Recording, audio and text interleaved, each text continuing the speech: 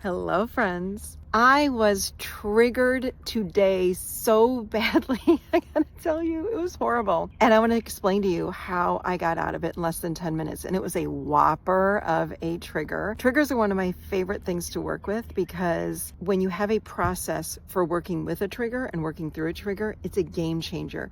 Doing trigger work actually helps you to step more and more into your true self. So let me tell you what happened. So the last few days, I've had some emails that have gone out on my behalf that have had punctuation errors, a few links missing, the title of a podcast incorrect. And I was like, what is going on? So by today, 3 days in, I had it. I was like, I am so angry. I'm over this. I don't understand what the hell is going on.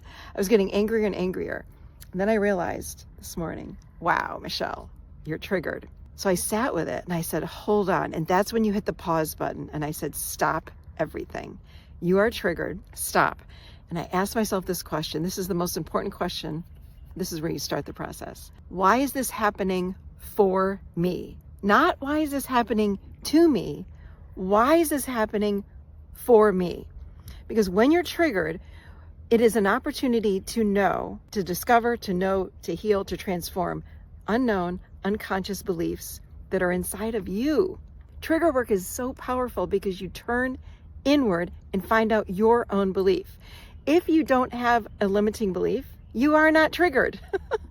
So I sat there today and I said, okay, why is this happening for me? And I was going in the victim in the beginning. I go, why is this happening for me? And I said, oh my God, okay, there's something coming up.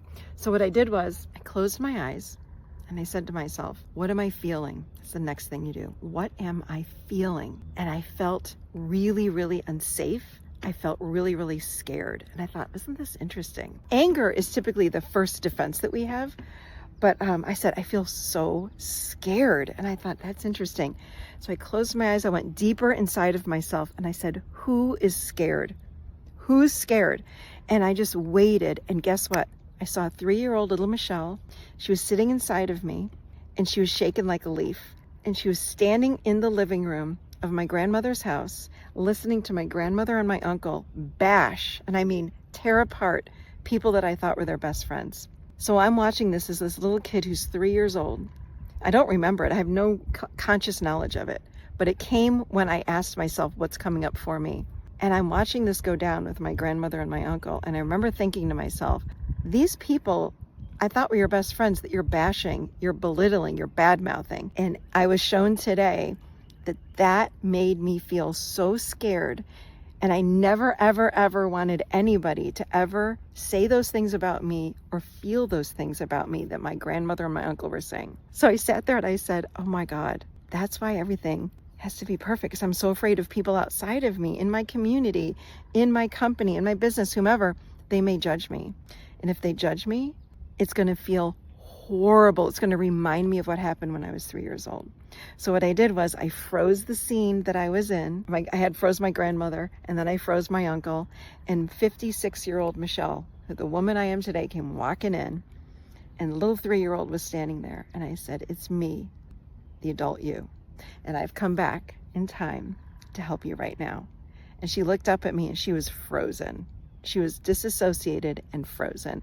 And I said, can I pick you up? And she said, yes. I picked her up. And I said, I just want you to know, these people right here are very unhealthy. That's not a judgment. That's truth. And I said, and you know what? I've got you from now on. You don't have to be around these people. You're coming with me. And she said, really? And I said, yeah, you're going to come with me. So I picked her up.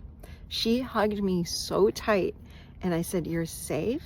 I'm with you. And she just hugged me. And she said, thank you for coming to get me. And I said, you don't deserve to be judged like that. You're really good. And people give grace in the world. And those are the kinds of people that we want to be around. And if someone that you're with is judging you like that or can't give you grace, then we don't want to be around them. And I won't put you around them.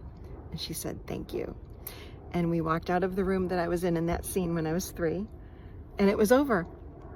And let me tell you what, when I thought about the emails that went out that were not great and issues of the emails, the trigger was gone. I felt completely fine. And even right now, I'm like, yeah, whatever, all good. It's the end of the day. I'm out kayaking. Life is great.